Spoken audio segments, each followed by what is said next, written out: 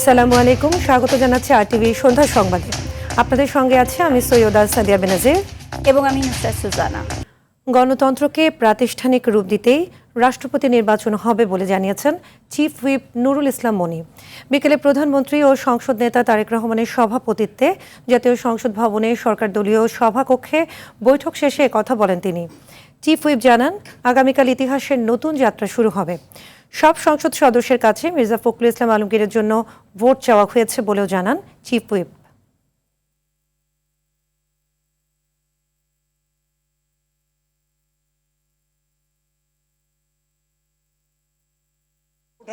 দেশের মানুষ ভোট কেমনে দেয়, কেমন করে দেয় সেটা আবার প্রত্যক্ষ করবে এবং মানুষের মনোজগৎ তৈরি হবে নতুন করে ভোটের প্রতি। ইতিহাসের মহেন্দ্র খন তৈরি হবে, ইতিহাসে একটা নতুন যাত্রা শুরু হবে, গণতন্ত্রের নতুন যাত্রা শুরু হবে আগামীকালকে আবার নতুন করে আবার রাষ্ট্রপতি নির্বাচনের মধ্য দিয়ে। প্রধান নির্বাচন কমিশনার AM নাসির উদ্দিন বলেছেন, এবারের এই ঐতিহাসিক রাষ্ট্রপতি নির্বাচনের দিকে পুরো বিশ্ব তাকিয়ে আছে, তাই প্রস্তুতিতে কোনো ধরনের ঘাটতি রাখেনি কমিশন। এই নির্বাচন নিয়ে আইনি প্রতিবন্ধকতা তৈরিরও কোনো সুযোগ নেই বলে জানিয়েছেন অ্যাটর্নি জেনারেল রুহুল কুদ্দুস কাজল। অভি আরিফকে সাথে নিয়ে জে মাহমুদের রিপোর্ট। দীর্ঘ ৩৫ বছর পর সংসদ সদস্যদের ভোটে নির্বাচিত হতে যাচ্ছেন দেশের ২৩তম রাষ্ট্রপতি। সংসদীয় শাসন ব্যবস্থার সর্বোচ্চ পদের এ নির্বাচনে প্রতিদ্বন্দ্বিতা করছেন ক্ষমতাসীন বিএনপির পক্ষে মির্জা ফখরুল ইসলাম আলমগীর এবং জামায়াত সমর্থিত ১১ দলীয় জোটের পক্ষে অবসরপ্রাপ্ত কর্নেল অলি আহমদ। দুপুরে নির্বাচন ভবনে ভোটের প্রস্তুতি নিয়ে কথা বলেন প্রধান নির্বাচন কমিশনার AM নাসির উদ্দিন। বলেন, প্রস্তুতির ঘাটতি নেই, নির্বাচন সঠিকভাবেই সম্পন্ন হবে। যারা স্টেক হোল্ডার আছে, এখানে যারা ইনভলভ থাকবেন সবার সহযোগিতা পাচ্ছি, তাতে কোনো ইনশাল্লাহ আমাদের কোনো অসুবিধা হবে বলে আমরা মনে করি না এবং আমরা কনফিডেন্ট যে ইনশাল্লাহ আমরা একটা সুন্দর নির্বাচন, রাষ্ট্রপতি নির্বাচন, এটা তো বিশ্ববাসী তাকিয়ে আছে। তো যে বাংলাদেশের নির্বাচন, যে প্রেসিডেন্ট নির্বাচন হচ্ছে, বিশ্ববাসী তাকিয়ে আছে না, এটা বাংলাদেশ কে প্রেসিডেন্ট হচ্ছে। ভোট গ্রহণ ও গণনা শেষে এদিনই ঘোষণা করা হবে বিজয়ীর নাম। 2টা থেকে 5টা পর্যন্ত ভোট হবে। তো ভোটের পরে তো আমরা ওখানে ইনস্ট্যান্টলি গোনা শুরু করব। গোনার পরে রেজাল্ট যেটা আমি অ্যানাউন্স করবো অ্যাজ নির্বাচনী কর্তা, that is final as per law. এদিকে এ নির্বাচন প্রক্রিয়া চ্যালেঞ্জ করে করা আরও একটি রিট খারিজ করে দিয়েছে হাইকোর্ট। ফলে নির্বাচন ঘিরে আইনি প্রতিবন্ধকতা তৈরির আর কোনো সুযোগ রইল না। যে রিট পিটিশনার যে রিট পিটিশনটি করেছেন তার কোনো সারবত্তা নেই এবং এই সারবত্তা নেই এই বিবেচনায় এই রিট পিটিশনটা সরাসরি খারিজ করে দিয়েছেন। এই রিট পিটিশনের খারিজ হওয়ার মাধ্যমে নির্বাচন অনুষ্ঠানে কোনো ধরনের আইনি প্রতিবন্ধকতা সৃষ্টির কোনো সুযোগ এবং সম্ভাবনা আমরা দেখছি না। 1991 সালের পর এবারই প্রথম রাষ্ট্রপতি পদে নির্বাচন অনুষ্ঠিত হচ্ছে, তাই রাজনৈতিকভাবেও তৈরি হয়েছে এর বিশেষ গুরুত্ব। GM Mahmud, RTV, Dhaka. কোনো প্রকার চাপ নেই, নতুন কমিশন স্বাধীনভাবে কাজ করবে, জনগণের আকাঙ্ক্ষা পূরণ করবে বলে মন্তব্য করলেন দুদকের নবনিযুক্ত চেয়ারম্যান AKM আসাদুজ্জামান।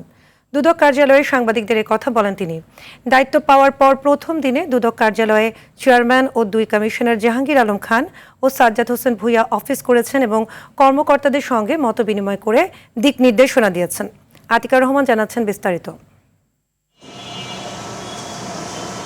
দায়িত্ব পেয়ে প্রথম দিনই সকাল 9:30টায় রাজধানীর সেগুনবাগিচায় দুর্নীতি দমন কমিশনের প্রধান কার্যালয়ে আসেন দুদক চেয়ারম্যান AKM আসাদুজ্জামান ও 2 কমিশনার জাহাঙ্গীর আলম খান ও সাজ্জাদ হোসেন ভূঁইয়া। প্রথমে কর্মকর্তাদের সঙ্গে মতবিনিময় করেন, সততা ও নিষ্ঠার সাথে কাজ করার নির্দেশনা দেন। দাপ্তরিক কাজ শেষে নতুন কমিশন সাংবাদিকদের মুখোমুখি হন। নবনিযুক্ত চেয়ারম্যান বলেন, দুদকের ভাবমূর্তি উজ্জ্বল করা এবং জনগণের প্রত্যাশা পূরণে কাজ করবেন তারা।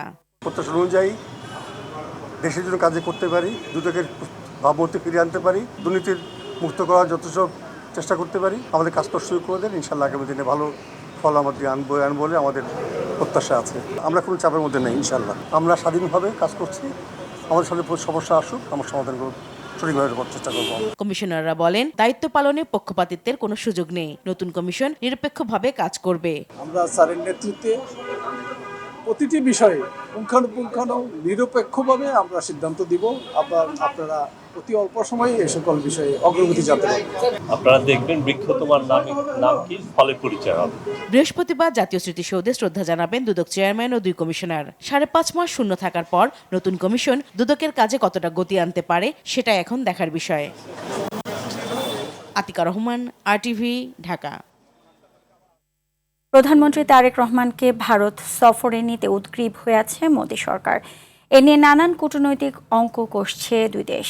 শেখ হাসিনার প্রত্যর্পণ থেকে তিস্তার পানি, সীমান্তের উত্তাপ থেকে বাণিজ্য জ্বালানি, আবার এসব কিছুর আড়ালে চীন বাংলাদেশ সম্পর্ক।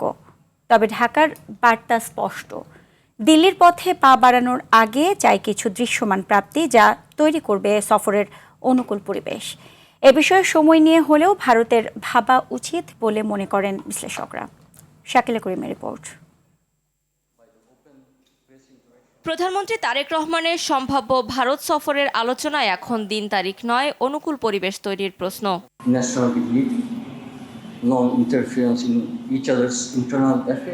ভূমিকা প্রশ্নেই দিল্লির কাঁধে কূটনীতির সবচেয়ে ভারী পাথর ওপারে থাকা শেখ হাসিনা, আর এপারে তারেক সরকারের সবচেয়ে বড় রাজনৈতিক পরীক্ষা প্রত্যর্পণ ইস্যু। তবে আইনি প্রক্রিয়ার নামে বর্তমানে ঢাকাকে হাইকোর্ট দেখাতে ব্যস্ত দিল্লি। বড় রকমের একটা আগ্রহ দেখা যাচ্ছে, সেটা ভারতের অভ্যন্তরীণ রাজনীতিতে, পার্টিকুলারলি বিজেপির রাজনীতিতে একটা বড় রকমের ভূমিকা রাখবে। কারণ বিজেপির যে পররাষ্ট্রনীতিগত যে দুর্বলতাগুলি আছে, সেই দুর্বলতাটাকে অভ্যন্তরীণ রাজনীতিতে কাটিয়ে নিতে হলে বাংলাদেশের প্রধানমন্ত্রীর যে সফর, সেটাকে ভারতীয় গণমাধ্যম, ভারতীয় সিভিল সোসাইটি বড় করে দেখাবে, এবং সেটা খুব স্বাভাবিকভাবেই বিজেপির সাফল্য হিসেবেই দেখা হবে। 5ই আগস্ট তার পতনের 2 বছর পূর্তিতে যে প্রেস কনফারেন্স করেছেন, এটাই বড় একটা ইস্যু হয়ে দাঁড়িয়েছে। এটা অবশ্যই বাধা না, আমি বলবো অস্বস্তি এবং কাটা। সফরের জন্য যে শেখ হাসিনাকে ফেরত দেওয়ার যে শর্ত, এটা আইনি প্রক্রিয়া চলে গেছে, আদালতের সিদ্ধান্ত হবে, তার মানে দীর্ঘ প্রক্রিয়া। শেষ পর্যন্ত প্রধানমন্ত্রী দিল্লি গেলে তিস্তা চুক্তি নিয়ে দীর্ঘদিনের অচল অবস্থা ভাঙার চেষ্টা করতে পারে ঢাকা, আদায় করতে পারে সীমান্ত হত্যা বন্ধের প্রতিশ্রুতিও। পানির বিষয়টা রয়েছে, পুশিনের বিষয়টা রয়েছে, এবং পররাষ্ট্র মন্ত্রণালয় তো বারবার শেখ হাসিনার আসার বিষয়টাকেও তুলে ধরছে। ট্রান্সশিপমেন্ট থেকে শুরু করে সামনে গ্যাঞ্জিস ওয়াটারের চুক্তিটা নবায়নের বিষয় আছে। সুতরাং এগুলি সব কিছু মিলিয়ে যে সমন্বিত একটা এজেন্ডা তৈরি করা, সেই এজেন্ডাটা তৈরি করার জন্য সেটা মনে হয় বাংলাদেশ সুনিশ্চিত হতে চাচ্ছে। টেবিলে না থেকেও আলোচনায় থাকবে চীন। বাণিজ্য ও জ্বালানিতেও বাংলাদেশের স্বার্থ স্পষ্ট। ডিসেম্বরে গঙ্গা পানি চুক্তির যে নবায়নের প্রশ্ন আছে, সেটার আলোচনা শুরু করা দরকার। সীমান্ত, বিদ্যুৎ সহযোগিতা, কানেক্টিভিটি, বাণিজ্য সহযোগিতা, সব ধরনের সহযোগিতা যদি আপনি এগিয়ে নিতে চান, তাহলে রাজনৈতিক যে ইস্যুটা আছে, যে বাধা কিংবা অস্বস্তির যে জায়গাগুলো আছে, এগুলো দূর করতে হবে। এটা ভারতকেই দূর করতে হবে। সব মিলিয়ে প্রধানমন্ত্রী তারেক রহমানকে সফরে নিতে অনুকূল পরিবেশ তৈরিতে কতটুকু তৎপর হয় ভারত, সেটি এখন দেখার বিষয়। শাকিলা করিম, RTV, ঢাকা। স্বার্থ ছাড়া ভারত বন্ধুত্বপূর্ণ আমন্ত্রণ জানালে তাকে সাধুবাদ জানায় সরকার। একথা জানিয়েছেন বিএনপির স্থায়ী কমিটির সদস্য ও প্রধানমন্ত্রীর উপদেষ্টা রুহুল কবির রিজভী। বলেন, তবে স্বার্থ থাকলে এগুবে না বাংলাদেশ। সকালে রাজধানীর জিয়া উদ্যানে বিএনপির প্রতিষ্ঠাতা শহীদ রাষ্ট্রপতি জিয়াউর রহমান ও বেগম খালেদা জিয়ার সমাধিতে স্বেচ্ছাসেবক দলের 46তম প্রতিষ্ঠা বার্ষিকীতে দলের নেতাকর্মীদের নিয়ে শ্রদ্ধা নিবেদন শেষে এসব কথা বলেন রিজভী।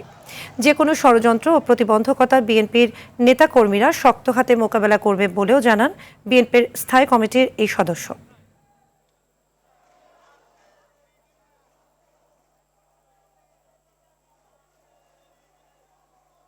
বাংলাদেশ স্বাধীন সার্বভৌম দেশ। বাংলাদেশ সমতার ভিত্তিতে সকলের সাথে বন্ধুত্ব করতে চায়, কিন্তু কোনো শর্ত দিয়ে বন্ধুত্ব হয় না। বাংলাদেশ সরকার প্রত্যেক দেশের সাথে বন্ধুত্বের প্রকাশ্যে যে ঘোষণা দিয়েছেন, নিশ্চয়ই এইখানে যদি অন্য কিছু না থাকে, তাহলে অবশ্যই সমতার ভিত্তিতে আমাদের প্রধানমন্ত্রী তিনি সম্পর্ক রাখবেন।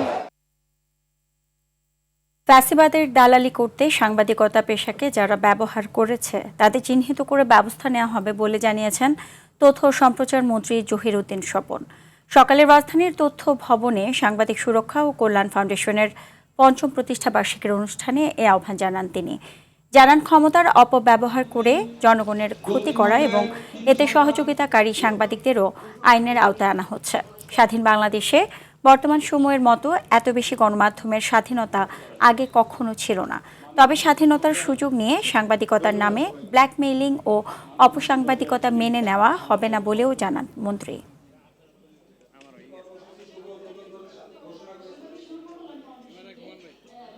ক্ষমতা ধরে রাখার জন্য যে হত্যা, গুম, খুন হয়েছে, রাষ্ট্র লুট হয়েছে, টাকা বিদেশে পাচার হয়েছে, এই অপকর্মের সহযোগী সাংবাদিক হিসাবে তারা চিহ্নিত হয়েছে। আমরা তাদেরকে আইনের আওতায় আনার জন্য কাজ করছি, যাতে কেবলমাত্র অপরাধীরাই চিহ্নিত হয়। জাতীয় অর্থনৈতিক পরিষদ একনেকের সভায় ৯,৩৩৩ কোটি ৫৮ লাখ টাকা ব্যয়ে 10টি প্রকল্প অনুমোদন দেওয়া হয়েছে। সভায় 12 প্রকল্পের 2টি পাঠানো হয়েছে রিভিউয়ের জন্য। প্রধানমন্ত্রী তারেক রহমানের সভাপতিত্বে অনুষ্ঠিত সভায় এসব প্রকল্প অনুমোদন দেওয়া হয়। পরে পরিকল্পনা প্রতিমন্ত্রী জ্বালানি মজুদ সক্ষমতা 1.5 মাস থেকে 3 মাসে নিয়ে যাওয়ার কথা জানান। তৌহিদুর রহমান জানাচ্ছেন বিস্তারিত। গেল কয়েক বছরে সারা দেশের সড়কগুলো বেহাল দশার মধ্যে দেখা দিয়েছে জ্বালানি সমস্যা, ফলে এর নেতিবাচক প্রভাব পড়ছে সামগ্রিক উৎপাদনে। এসব সমস্যার সমাধানে অর্থবছরের দ্বিতীয় একনেক সভায় নেওয়া হয়েছে প্রকল্প। রাজধানীর এনইসি সম্মেলন কক্ষে প্রধানমন্ত্রী তারেক রহমানের সভাপতিত্বে সভায় অনুমোদন দেয়া হয় 10টি প্রকল্প। ব্যয় ধরা হয়েছে ৯,৩৩৩ কোটি ৫৮ লাখ টাকা। এর মধ্যে সরকারি অর্থায়ন ৮,৪০০ কোটি এবং ঋণ নেওয়া হচ্ছে ৩৬ কোটি ৩৮ লাখ টাকা। 10 প্রকল্পের মধ্যে 6টি নতুন এবং 4টি সংশোধিত। এর মধ্যে অন্যতম স্থানীয় সরকার, পল্লী উন্নয়ন ও সমবায় মন্ত্রণালয়ের প্রকল্পটি। প্রকল্পগুলোর মধ্যে স্বাস্থ্য ও পরিবার কল্যাণ মন্ত্রণালয়ের 2টি, স্থানীয় সরকার, পল্লী উন্নয়ন ও সমবায় মন্ত্রণালয়ের 1টি, প্রতিরক্ষা মন্ত্রণালয়ের 1টি এবং বিদ্যুৎ, জ্বালানি ও খনিজ সম্পদ মন্ত্রণালয়ের 2টি। জামালপুরে নবায়নযোগ্য 100 মেগাওয়াট সৌর বিদ্যুৎ কেন্দ্রের দ্বিতীয় সংশোধিত প্রকল্পটি অনুমোদন দেওয়া হয়েছে বলে জানান প্রতিমন্ত্রী। যাচাই বাছাই করা হয়েছে যে কোন রাস্তাগুলো একেবারে অগ্রাধিকার ভিত্তিতে করা দরকার, যেখানে মানুষ খুবই দুর্ভোগের মধ্যে আছেন, সেই হিসেবেই 5,000 উপরে কিলোমিটার রাস্তা। এখানে এটা কিন্তু আসলে এক ধরনের মেইনটেনেন্স বা রিপেয়ারিং, মেইনটেনেন্স না বলে এটাকে রিপেয়ারিং রাস্তাটা, রিপেয়ারিং এর পরে মেইনটেনেন্সের ব্যাপারটিও কিন্তু মাননীয় প্রধানমন্ত্রী এখানে বলেছেন যে এটা যুক্ত রাখতে হবে। বিনিয়োগ বান্ধব ও উৎপাদনশীল অর্থনীতি গড়ে তোলার লক্ষ্যে প্রয়োজনীয় প্রকল্প বাস্তবায়ন করে যাচ্ছে সরকার। একটা লক্ষ্যমাত্রা ঠিক হয়েছে যে এই 5 বছর মেয়াদে 10,000 মেগাওয়াট পর্যন্ত সৌর বিদ্যুৎ উৎপাদন করার। সেই ক্ষেত্রে এটা যেহেতু ইতিমধ্যে কাজ অনেক দূর এগিয়েছে এবং এই কাজটাকে দ্রুততার সাথেই সরকার আবার শুরু করতে চেষ্টা করেছে এবং সে কারণেই এই ধারাবাহিকতায় এটাকে অনুমোদন করা হয়েছে। বিনিয়োগ বান্ধব ও উৎপাদনশীল অর্থনীতি গড়ে তোলার লক্ষ্যে প্রয়োজনীয় প্রকল্প বাস্তবায়ন করে যাচ্ছে সরকার। তৌহিদুর রহমান, RTV, ঢাকা। কলকাতার মির্জা গালিব স্ট্রিটের একটি আবাসিক হোটেলে ভয়াবহ আগুনে মারা গেছে 8 বাংলাদেশি সহ অন্তত 9 জন। এই ঘটনায় আহত হয়েছে আরও 15 জন। নিহতদের মধ্যে 5 বাংলাদেশির পরিচয় জানা গেছে। এদের মধ্যে 4 জনই কুষ্টিয়ার বাসিন্দা। প্রাণহানির সংখ্যা বাড়তে পারে বলে জানিয়েছে স্থানীয় ফায়ার সার্ভিস। নিহতদের পরিবারের প্রতি সমবেদনা জানিয়েছেন ভারতের প্রধানমন্ত্রী নরেন্দ্র মোদী। এদিকে দেশে নিহতদের লাশ দ্রুত ফিরিয়ে আনার কথা বলেছেন পররাষ্ট্র প্রতিমন্ত্রী শামা ওবায়েদ। আরও জানাচ্ছেন ইমরুল হাসান। ভারতের পশ্চিমবঙ্গের বীরভূম জেলার তারাপীঠের হোটেল অগ্নিকাণ্ড রেশ কাটতে না কাটতেই এবার কলকাতায় ঘটল আরেক ভয়াবহ অগ্নিকাণ্ড। ফায়ার সার্ভিসের সদর দপ্তরের অতি নিকটে কিভাবে এমন ঘটনা ঘটল তা নিয়ে শুরু হয়েছে ব্যাপক আলোচনা সমালোচনা। মধ্য কলকাতার নিউ মার্কেট থানা এলাকার ফ্রি স্কুল স্ট্রিটের ওই 5তলা হোটেলে মঙ্গলবার গভীর রাতে ভয়াবহ আগুনে প্রাণ হারিয়েছেন অন্তত 9 বাংলাদেশি। কলকাতায় বাংলাদেশের ডেপুটি হাইকমিশন জানিয়েছে নিহতদের মধ্যে 5 জন বাংলাদেশি বলে তারা জানতে পেরেছে। তাদের মধ্যে দৈনিক আজকের পত্রিকার কুষ্টিয়া জেলার প্রতিনিধি দেবাশিস দত্ত, তার স্ত্রী আফসানা শারমিন এবং তাদের ছেলে স্বর্ণশীষ দত্ত নিহত হয়েছেন। এছাড়া দেবাশিসের শ্বশুর আকরাম আলীও প্রাণ হারিয়েছেন। নিহত অপর বাংলাদেশির নাম আহমেদ বাবু। তার বাড়ি ঢাকার আমিন বাজারের বেগুনবাড়িতে। স্থানীয় পুলিশ বলছে মঙ্গলবার রাত 2টা নাগাদ ওই 5তলা হোটেলের 3তলায় প্রথম আগুন লাগে। মুহূর্তের মধ্যে পুরো তলা কালো ধোঁয়ায় ঢেকে যায়। ঘুমে আচ্ছন্ন থাকায় অগ্নিকাণ্ডের বিষয়টি টের পাওয়ার আগেই ধোঁয়ায় দম বন্ধ হয়ে আসতে থাকে বিভিন্ন কক্ষের বাসিন্দাদের।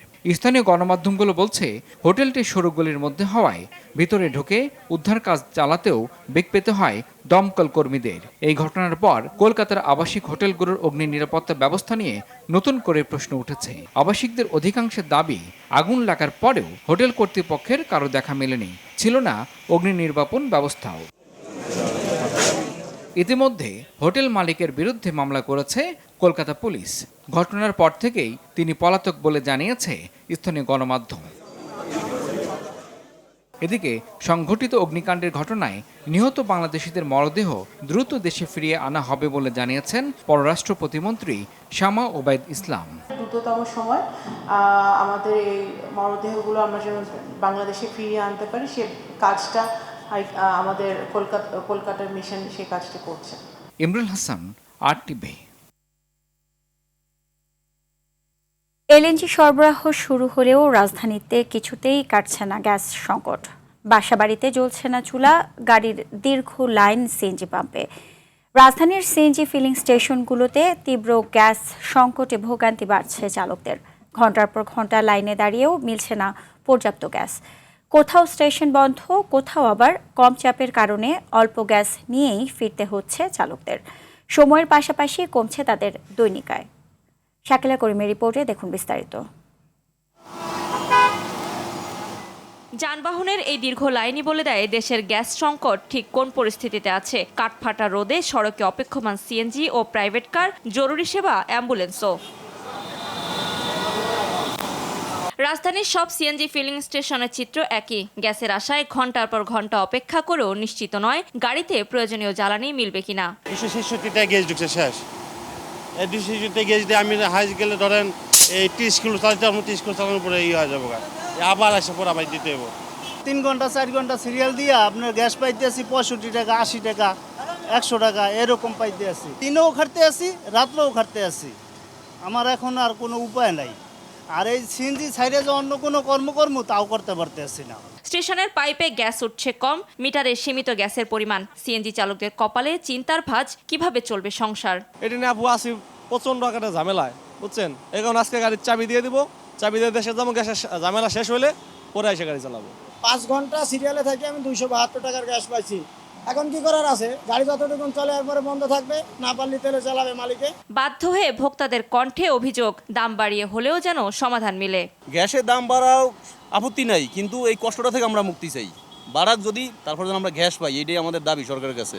স্টেশন সংশ্লিষ্টরা বলছেন সরবরাহ লাইনের চাপ কম থাকায় স্বাভাবিক গতিতে গ্যাস দেওয়া যাচ্ছে না। তিতাস থেকে আমরা যে মেসেজটা পাই ওইটার উপরে আমরা ডিপেন্ড করি, এছাড়া আমাদের কোনো ওয়ে নাই। কারণ তিতাসের লাইনে গ্যাস না আসা পর্যন্ত আমাদের কোনো কিছু করণীয় নাই। লোকসানে আমরা পড়ে গেছি, এটা কল্পনার বাইরে। এখান থেকে কবে এটা কাটায় উঠতে পারবো এটাও বলতে পারবো না, অনেক সময় লেগে যাবে যদি লাইন ঠিকও হয়ে যায়। গ্যাসের সংকটে দীর্ঘ হচ্ছে ভোগান্তি, কমছে চালকদের আয়, দ্রুত সমাধানের অপেক্ষায় ভুক্তভোগীরা। শাকিলা করিম, RTV, ঢাকা। গ্যাস সংকটে চরম বিপর্যয়ের মুখে পড়েছে ঢাকা ও এর আশেপাশের এলাকার শিল্প খাত। পর্যাপ্ত চাপ না থাকায় সাভার, আশুলিয়া ও গাজীপুরের কালিয়াকৈরের শিল্প কারখানায় ব্যাহত হচ্ছে স্বাভাবিক উৎপাদন।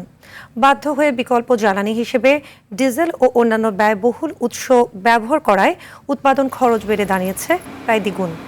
এদিকে গ্যাস সংকটের পাশাপাশি বেড়ে গেছে বিদ্যুৎ বিভ্রাট। বিদ্যুৎ উৎপাদন ও সরবরাহে বড় ঘাটতি তৈরি হওয়ায় প্রভাব পড়েছে রাজধানী সহ সারা দেশে।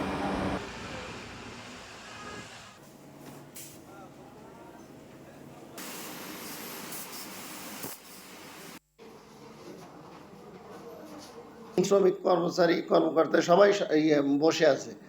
এই অবস্থা চলতে থাকলে মালিক তো ফ্যাক্টরি চালাতে যাচ্ছে, অটোমেটিক ফ্যাক্টরি বন্ধ হয়ে যাবে এবং সবাই এখানে প্রায় 700 লোকের কর্মসংস্থানগুলো তাদের হারাবে। আমাদের গোমতী টেক্সটাইলে গ্যাসের সংকটের কারণে কাজ নাই, মেশিন সব বন্ধ, যার কারণে সব কিছু বসে আছে। আমরা প্রায় 10 দিন যাবত এইভাবে আমরা বসে আছি, কোনো গ্যাস নেই। গ্যাস না থাকার কারণে আমাদের কাজের সমস্যা হয়ে যাচ্ছে। মালয়েশিয়ার শ্রমবাজার কোনো ব্যক্তি বা গোষ্ঠীর নিয়ন্ত্রণে না দিয়ে দেশের সব বৈধ ও যোগ্য রিক্রুটিং এজেন্সির জন্য উন্মুক্ত করার দাবি জানিয়েছে জনশক্তি রপ্তানিকারকদের সংগঠন Bangladesh association of international recruiting agencies বাইরা। সকালে সংবাদ সম্মেলনে তারা অভিযোগ করেন মাত্র 25টি এজেন্সিকে কেন্দ্র করে নতুন করে সিন্ডিকেট তৈরির চেষ্টা চলছে। এতে কর্মীদের অভিবাসন ব্যয় আবারও বেড়ে যাওয়ার আশঙ্কা রয়েছে। বক্তারা বলেন, অতীতের সিন্ডিকেটের কারণে শ্রমবাজার বন্ধ সহ নানা সংকট তৈরি হয়েছিল। তাই কোনো গোষ্ঠীকে বিশেষ সুবিধা না দিয়ে সব বৈধ এজেন্সিকে সমান সুযোগ দিতে হবে। প্রয়োজনে সরকারি প্রতিষ্ঠান বৈশেলের মাধ্যমে ওয়ান স্টপ সার্ভিস চালুরও দাবি জানান তারা। মাননীয় প্রধানমন্ত্রী 5 বছরে 1 কোটি মানুষ তিনি বিদেশে কর্মী পাঠাতে চান। তো 1 কোটির মধ্যে মালয়েশিয়া সর্বোচ্চ 2 লক্ষ যেতে পারে, তাহলে আরও 98 লক্ষ কর্মী আছে। কিন্তু তাহলে সেক্ষেত্রে কিন্তু সকল রিক্রুটিং এজেন্সিকে আমাদের কিন্তু সম্পৃক্ত করতে হবে, সক্ষম করে তুলতে হবে। সেই জন্য আমরা সরকারের সাথে তাল মিলিয়ে আমরা কাজ করতে চাই। নাশকতার পরিকল্পনার অভিযোগে রাজধানীর ভাটারা থানার সন্ত্রাস বিরোধী আইনের মামলায় যুবলীগের 15 নেতাকর্মীর 3 দিনের রিমান্ড মঞ্জুর করেছেন আদালত। দুপুরে ঢাকার মেট্রোপলিটন ম্যাজিস্ট্রেট কামাল উদ্দিনের আদালত এ আদেশ দেন। এর আগে আসামিদের 7 দিনের রিমান্ড চায় পুলিশ। মামলার রহস্য উদ্ঘাটন ও অর্থায়নকারীদের শনাক্ত করতে তাদের রিমান্ডে নেয়ার আবেদন করা হয়। তবে আসামিপক্ষ রিমান্ড বাতিল করে জামিনের আবেদন করেন। শুনানি শেষে প্রত্যেকের 3 দিনের রিমান্ড মঞ্জুর করেন আদালত। মামলার অভিযোগ, 15 আগস্ট ভাটারার একটি ফ্ল্যাটে অভিযান চালিয়ে 2 কিশোরসহ 52 জনকে আটক করা হয়।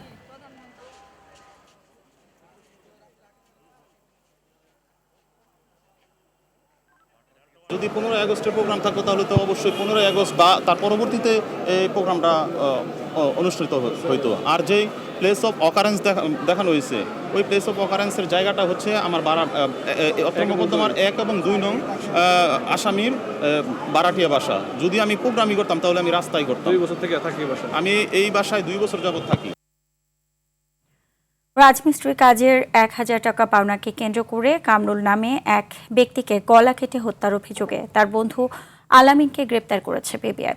দুপুরে রাজধানীর উত্তরায় প্রেস ব্রিফিংয়ে পিবিআই ঢাকা জেলা পুলিশ সুপার NM মোর্শেদ জানান, 8 আগস্ট খুলনা থেকে আশুলিয়ায় কাজের সন্ধানে আসে তারা। 14 আগস্ট রাতে পাওনা টাকা নিয়ে বিরোধের জেরে কামরুলকে ছুরি দিয়ে গলা কেটে হত্যা করে আলামিন। 2 দিন পর দুর্গন্ধ ছড়ালে লাশ উদ্ধার করে পুলিশ। পরে ছায়া তদন্তে খুলনা থেকে আলামিনকে গ্রেপ্তার করা হয়।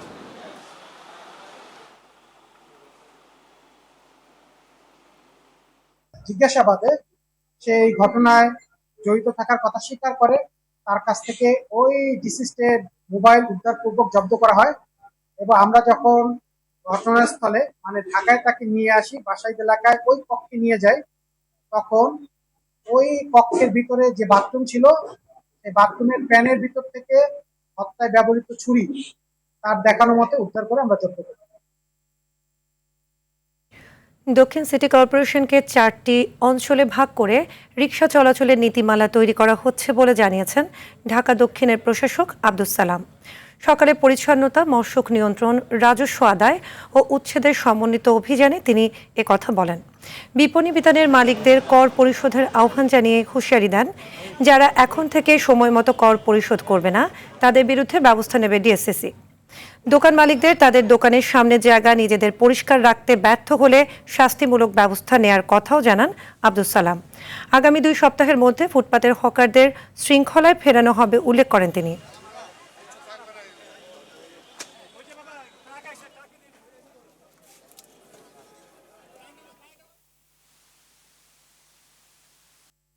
রিক্সা যেভাবে চলে সেভাবে চলাচল করতে পারবে না। ঢাকা দক্ষিণে 4টা অঞ্চলে ভাগ করা হবে। এই 4টা অঞ্চলে রিক্সা 4টা অঞ্চলে চলবে, তারা অন্য কোনো অঞ্চলে যেতে পারবে না। উত্তরের রিক্সা দক্ষিণে আসতে পারবে না। কেরানীগঞ্জ ড্যামরা রিক্সা ঢাকা শহরে ঢুকতে পারবে না।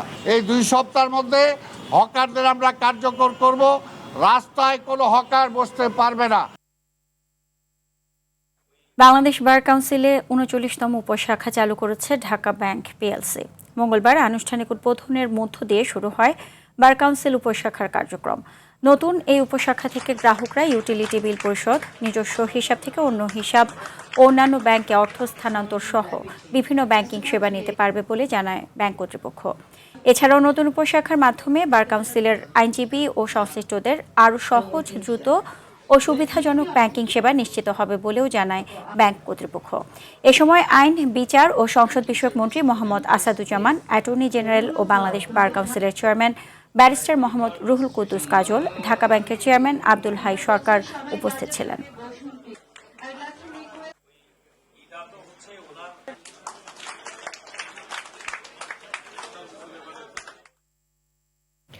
নরসিংদীতে ন্যাশনাল লাইফ ইন্স্যুরেন্স পিএলসির 2 কোটি টাকার বিমা দাবি পরিশোধ, প্রশিক্ষণ ও পুরস্কার বিতরণী অনুষ্ঠানের আয়োজন করা হয়েছে। জেলার ড্রিম হলিডে পার্কে আয়োজিত অনুষ্ঠানে প্রধান অতিথি ছিলেন প্রতিষ্ঠানটির চেয়ারম্যান তোফাজ্জল হোসেন। সভাপতিত্ব করেন মুখ্য নির্বাহী কর্মকর্তা মোহাম্মদ কাজিম উদ্দিন। এ সময় ভালো কাজ করার জন্য 367 জন কর্মকর্তাকে ফ্রিজ, টিভি ও ডিনার সেট পুরস্কার প্রদান করা হয়। অনুষ্ঠানে বিভিন্ন স্তরের প্রায় 5,500 উন্নয়ন কর্মকর্তা উপস্থিত ছিলেন।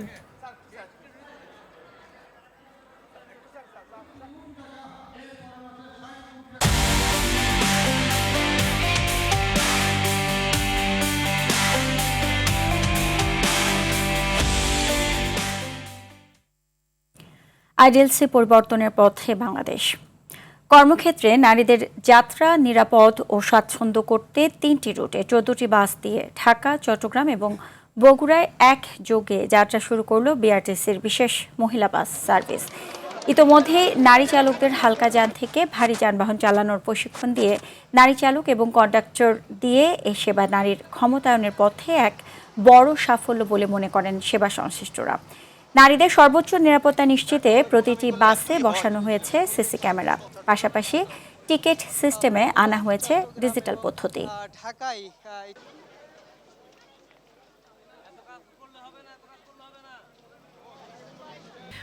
উত্তেজনা কমার বদলে জটিল হচ্ছে ইরান ও যুক্তরাষ্ট্র পরিস্থিতি। মার্কিন প্রেসিডেন্ট ডোনাল্ড ট্রাম্প বলছেন তেহরানের সঙ্গে কোনো আলোচনা চলছে না। অন্যদিকে ইরান বলছে সাময়িক যুদ্ধবিরতি নয়, যুদ্ধের অবসান চায় তারা।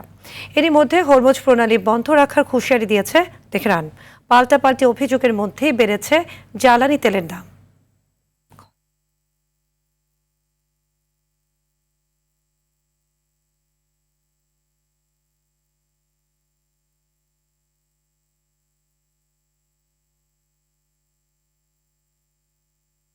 যুক্তরাজ্যের পূর্ব লন্ডনে দুর্বৃত্তের গুলিতে মাসুম মিয়া নামে এক বাংলাদেশি নিহত হয়েছেন। মঙ্গলবার দিবাগত রাত 3টায় নিউ হ্যামার সেন্ট বার্থলোমিউস রোডে গুলির শব্দ শুনে ঘটনাস্থলে যায় পুলিশ। এরপর একটি গাড়ির ভেতর থেকে তাকে গুলিবিদ্ধ অবস্থায় উদ্ধার করা হয়।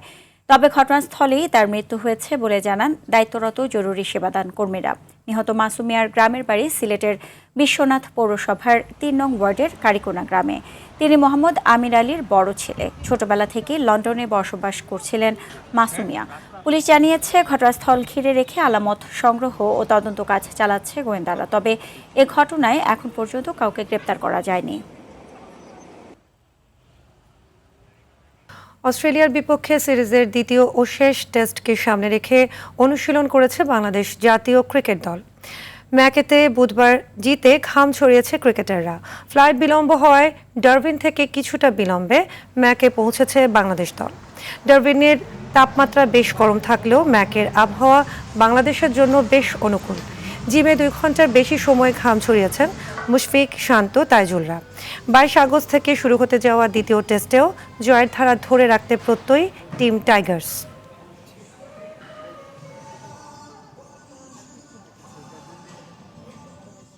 আমরা তো ডারউইনে খেলছি, মোটামুটি গরম ছিল, বাট এখানেও একটা ওয়েদারটা খুবই সুইটেবল।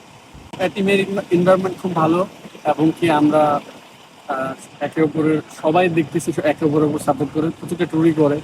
বাট আমরা এখন ম্যাচ নিয়ে চিন্তা করছি, খেলা দেখা যাক। আন্তর্জাতিক সংবাদ মাধ্যমগুলোর খবর অনুযায়ী ইসলাম ধর্ম গ্রহণ করেছেন ব্রাজিলিয়ান কিংবদন্তি রবার্তো কার্লোস। এই খবরে তোলপাড় বিশ্ব ক্রীড়াঙ্গন। মরক্কো বংশোদ্ভূত ফুটবল এজেন্টকে সাম্প্রতিক সময়ে বিয়ে করা এবং তুর্কি এমপির এক পোস্টের পর কার্লোসের ধর্মান্তরিত হবার গুঞ্জনে লেগেছে জোর হাওয়া। বিস্তারিত জানাচ্ছেন কাজী মাহিম হাসান। ফুটবল ইতিহাসের অন্যতম সেরা লেফট-ব্যাক ব্রাজিলের বিশ্বকাপজয়ী কিংবদন্তি রবার্তো কার্লোস।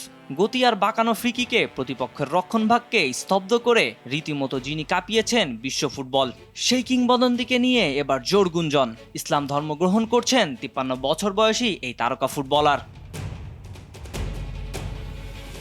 ঘটনার সূত্রপাত তুরস্কের ক্ষমতাসীন একে পার্টির সদস্য আলী শাহিনের সোশ্যাল মিডিয়ায় দেওয়া এক পোস্ট থেকে। দাবি করা হয় প্রায় 4 সপ্তাহ আগে সাও পাওলোতে কার্লোস নিজেই শেখ হাম্মাদের কাছে গিয়ে ইসলাম ধর্ম গ্রহণ করেন। ব্রাজিলের মুসলিম সম্প্রদায়ের বিশিষ্ট ব্যক্তিত্ব শেখ জিয়াদ হাম্মাদে তাকে এই খবর নিশ্চিত করেছেন। ক্যারিয়ারের সোনালী সময় রিয়াল মাদ্রিদে কাটানোর পর 2007 সালে তুরস্কের ক্লাব ফেনারবাচে যোগ দিয়েছিলেন কার্লোস। তাকে ঘিরে এই দাবির পেছনে সবচেয়ে বড় ভূমিকা রেখেছেন সম্প্রতি মরক্কো বংশোদ্ভূত স্প্যানিশ ফুটবল উদ্যোক্তা এবং ফিফা অনুমোদিত এজেন্ট সুহাইলা এল তাহারিকে ইসলাম ধর্ম মতে বিয়ে করা। সেখান থেকেই মূলত কার্লোসের ধর্ম পরিবর্তনের গুঞ্জনে ডালপালা মেলেছে।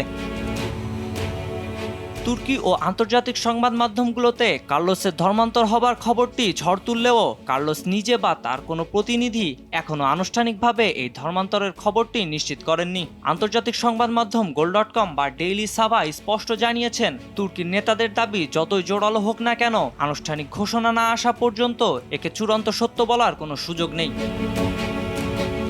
কাজী মাহিম হাসান, RTV। আর্জেন্টিনার বিশ্বকাপ জয়ী ফরওয়ার্ড হুলিয়ান আলভারেজকে নিয়ে তৈরি হওয়া নাটকের অবসান ঘটিয়েছে অ্যাটলেটিকো মাদ্রিদ। বার্সেলোনার নজর থাকলেও হুলিয়ান আলভারেজকে বিক্রির কোনো সম্ভাবনা নেই বলে সাফ জানিয়ে দিয়েছেন Atletico Madrid coach Diego Simeone. চলতি মৌসুমে তার তারকা ফরওয়ার্ডকে ঘিরেই নতুন দল সাজাতে চান তিনি। বিস্তারিত জানাচ্ছেন কাজী মাহিম হাসান। ইউরোপীয় ফুটবলের দলবদলের বাজার মানেই কেবল গ্ল্যামার আর টাকার খেলা, আর সেই বাজারে রীতিমতো উত্তাপ ছড়াচ্ছেন আর্জেন্টিনার বিশ্বকাপজয়ী ফরওয়ার্ড হুলিয়ান আলভারেজ। কারণ জোর গুঞ্জন ছিল ক্লাব ছাড়ছেন আলভারেজ, আর বার্সেলোনা, আর্সেনাল কিংবা রিয়াল মাদ্রিদের মতো বিশ্বসেরা ক্লাবগুলো তাকে দলে ভেড়াতে মরিয়া।